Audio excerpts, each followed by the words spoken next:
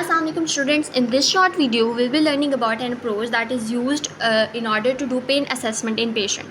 That approach is called as Socrates approach.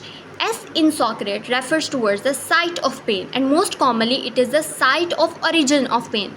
Then there is onset. Onset can be sudden or it can be gradual. When we talk about sudden onset, we mean that the patient pain started after any trauma or injury. On the other hand, the pain can be gradual, meaning if a patient comes to you and he complains that his pain started a few months ago but now it is getting severe in intensity, then we call it as a gradual onset of the pain. Also, we need to ask patient if he had any kind of injury or not. If patient had no history of trauma or injury to that part, then we consider it a gradual onset of the pain. Then there is a C, that is character of the pain. We know that the pain can be sharp, shooting, burning, pain can be dull, aching, so we also need to ask that to the patient. Then there is R, radiation of the pain. Pain can be radiating pain, it can radiate towards leg, it can be radiating towards the shoulder or the arm, so also we need to ask the point of radiation of the pain.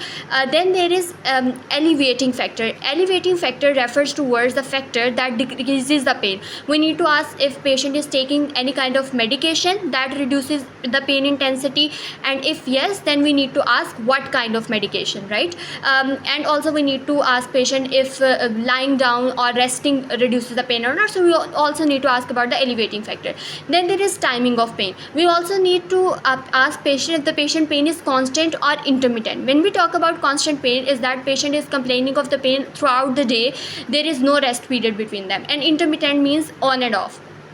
Then there is E, that is exacerbating factor, that is increasing pain. If the patient pain is increasing after prolonged standing or sitting, so we also need to ask that. Then there is severity. We also need to ask about the patient perspective of the severity of pain, that we can also do on a pain that is on a pain scale that is called as numeric pain rating scale, that has 0 to 10 level. We need to ask if the patient pain intensity is 7 or 6 or whatever the patient says. So this is the comprehensive approach that we can use in order to remember what are the steps that we need to use in order to do pain assessment.